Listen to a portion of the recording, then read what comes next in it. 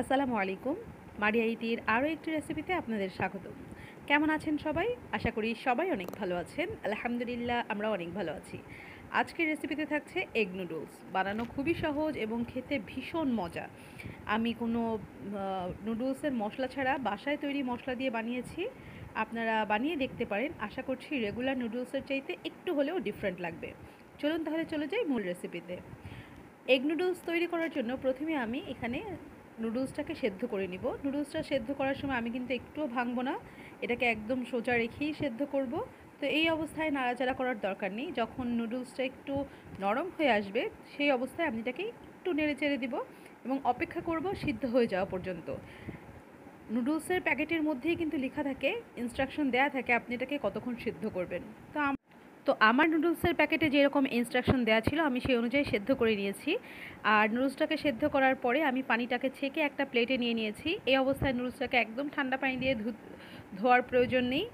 আমি একদম যখন প্লেটে নিয়ে একটু তেল দিয়ে দিয়েছি, এই ধরুন 1 টেবিল চামচ পরিমাণ তেল, সেটাকে দিয়ে আমি নুডলসের সাথে মাখিয়ে রেখেছি। এতে করে কিন্তু নুডলসটা একদমই গায়ে গায়ে লেগে যাবে না একটা আরেকটার সাথে। তো এই তো 2 থেকে 3 মিনিটের মধ্যে এটা ঠান্ডা হয়ে যাবে। দেখতেই পাচ্ছেন আমার এটা কিন্তু ঠান্ডা হয়ে গিয়েছে এবং নুডলসটা কিন্তু একদম ঝরঝরে আছে। এই ট্রিক্সটা আপনারা ফলো করতে পারেন যে কোনো নুডলস রান্না করার সময়, এতে করে আপনাদেরও অনেকটা সাহায্য হবে।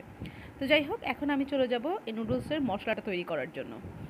তো নুডলসের মশলাটা তৈরি করার জন্য আমি এখানে 4 টুকরো শুকনো মরিচ নিয়ে নিয়েছি।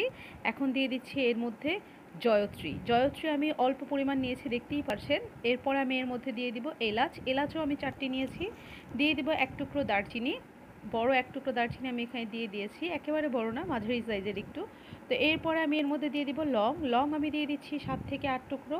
এরপর দিব গোলমরিচ আমি এখানে হাফ চা চামচ দিয়েছি। আপনারা যদি ঝালটা একটু বেশি পছন্দ করেন বা গোলমরিচের স্মেলটা যদি বেশি পছন্দ করেন, সেক্ষেত্রে 1 চা চামচ দিয়ে দিতে পারেন।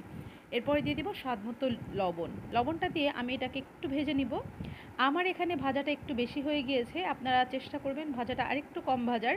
এতে করে কিন্তু আপনার নুডলসের যে মশলার কালার সেটা সুন্দর হবে। আমার শুকনো মরিচটা একটু বেশি ভাজা হয়ে গিয়েছে, দেখা গেছে আমার ছেলে চলে এসেছে, তো ওই দিকে আর খেয়াল করা হয়নি। তো যাই হোক, এখন আমি এটাকে ব্লেন্ডারে ব্লেন্ড করে নিব, চাইলে শিলপাটায় বেটে নিতে পারেন। চলে এসেছি মূল রান্নায় নুডলসের। আমি এখানে তেল দিয়ে দিয়েছি আর এটাকে একদম হাই হিটে রেখে চুলাটাকে, এর মধ্যে দিয়ে দিচ্ছি একটা ডিমটাকে আমি একটু স্ক্রাম্বল করে নিব। তো এটা অবশ্যই হাই হিটে রেখেই করবেন। তো দেখতেই পাচ্ছেন আমি ডিমটাকে দিয়ে এখন হচ্ছে একটা হাতা বা খুন্তি যেটাই বলি তার সাহায্যে একটু ভেঙে নিচ্ছি। হাতা বা খুন্তির সাহায্যে আমি এটাকে ছোট ছোট টুকরো করে নিচ্ছি। এখন এটা আমার ভাজা হয়ে গিয়েছে আর হাই হিটে রাখলে ডিমটা কিন্তু অনেক ফ্লাফি হবে এবং খেতেও ভালো লাগবে। তো যাই হোক, আমার এখানে ভাজাটা শেষ, এখন আমি এখানে উঠিয়ে নেব। আর হ্যাঁ, ডিমটাকে কিন্তু আমি একটু লবণ দিয়ে দিয়েছিলাম গোলানোর সময়, আপনারা চাইলে এই পর্যায়ে কিছুটা গোলমরিচের গুঁড়োও দিয়ে দিতে পারেন, এতে করে সুন্দর একটা স্মেল আসবে। তো এখন চলে আসছি মূল রান্নার জন্য আমি এখানে পেঁয়াজ কুচি দিয়ে দিচ্ছি। আর হ্যাঁ, আমি কিন্তু কিছুটা তেলও দিয়েছি, তবে তেলের পরিমাণটা অল্প দেওয়ার চেষ্টা করবেন, এতে করে আমরা যে সবজিগুলো ভাজবো সেটা খেতে বেশি ক্রাঞ্চি হবে। তো যাই হোক, এখন আমি এখানে পেঁয়াজ আর কাঁচামরিচকে দিয়ে দিয়েছি। এটা একটু ভেজে নিব যতক্ষণ না একটু কালারটা চেঞ্জ হয়ে আসে। যখন এটা ভাজার কালারটা একটু চেঞ্জ হয়ে আসবে পেঁয়াজ কাঁচামরিচের, সেই পর্যায়ে আমি এখানে দিয়ে দিচ্ছি গাজর কুচি। গাজরটা এখানে ডিপ করা ছিল, ডিপ ফ্রিজে রাখা ছিল। তো আপনারা চেষ্টা করবেন যদি ফ্রোজেনটা না পেয়ে যদি ফ্রেশটা দিতে পারেন, এতে করে কিন্তু বেশ ভালো একটা লুক আসবে। আর আমারও কিন্তু এটা খেতে ভালো লেগেছে, খুব একটা ডিফারেন্ট লাগেনি। তো যাই হোক, তো এরপরে এর মধ্যে দিয়ে দিচ্ছি বাঁধাকপি কুচি, আর বাঁধাকপি কুচিটাও আমার ফ্রোজেন করা ছিল। তো এটাকে আমি একটু ভেজে নিব, আর ভাজার সময় অবশ্যই চুলার হিটটাকে একদম হাই হিটে রেখে ভাজবেন। এতে করে ভেজিটেবলটা ক্রাঞ্চি থাকবে এবং খেতে বেশ ভালো লাগবে। আর নুডলসের ভেজিটেবলটা কিন্তু ক্রাঞ্চি খেতেই ভালো লাগে, একদম গলে গেলে খেতে ভালো লাগবে না। আর এখানে এখন পর্যন্ত কিন্তু আমি কোনো রকম লবণ ব্যবহার করিনি। লবণটা যদি আপনি আগেই দিয়ে দেন, এক্ষেত্রেও কিন্তু ভেজিটেবলগুলো একদম চুপসে যাবে বা বেশি নরম হয়ে যাবে। তো যাই হোক, আমি এটাকে ভালো করে মিশিয়ে নিয়েছি। আপনারা চাইলে আরও অনেক ভেজিটেবল অ্যাড করতে পারেন, ক্যাপসিকাম, মটরশুঁটি বা আরও কিছু চাইলে অ্যাড করতে পারেন। তো যাই হোক, আমি এখন চুলার আঁচটাকে একদম লো হিটে করে দিয়েছি, একদম লো চুলার আঁচটা। তো এই পর্যায়ে আমি নুডলসটা ব্যবহার করছি এবং দিয়ে দিব অন্য সব মশলা।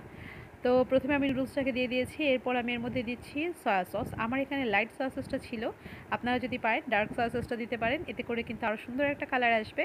আমার লাইট সয়া সস ছিল, তো সেটাই আমি দিয়ে দিয়েছি। এরপরে দিয়ে দিচ্ছি স্বাদ মতো লবণ, আরও দিয়ে দিচ্ছি স্বাদ মতো চিনি। আপনারা চাইলে এই অবস্থায় কিছুটা গোলমরিচের গুঁড়ো দিয়ে দিতে পারেন। আমার বাসায় আপাতত গোলমরিচ গুঁড়া করা নেই, তো সেই জন্য দেইনি। তো আমি এরপরে দিয়েছি কিছুটা টেস্টিং সল্ট, সেটাও দিয়েছি স্বাদ মতো।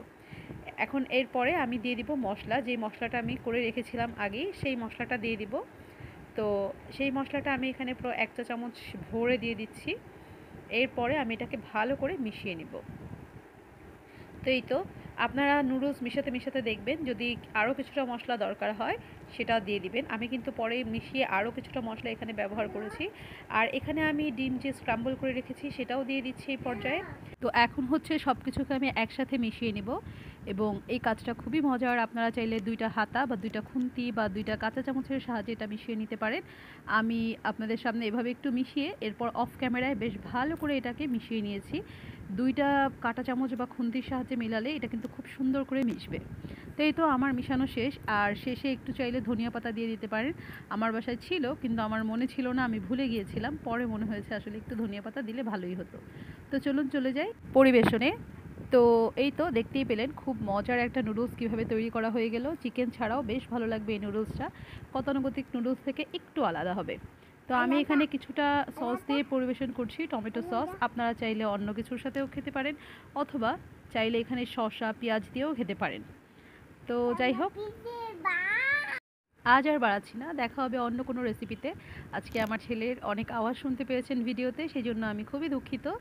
তো যাই হোক, আজ আর বাড়াচ্ছি না, দেখা হবে অন্য কোনো ভিডিওতে। ততদিন পর্যন্ত ভালো থাকবেন, সুস্থ থাকবেন এবং অবশ্যই আমাদের জন্য দোয়া করবেন।